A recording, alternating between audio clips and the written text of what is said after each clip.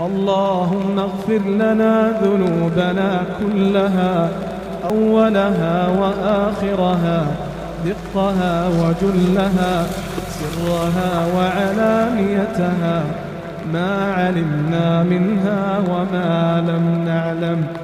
اللهم إنا نسألك من الخير كله، عاجله وآجله، ما علمنا منه وما لم نعلم، ونعوذ بك من الشر كله، عاجله وآجله، ما علمنا منه وما لم نعلم.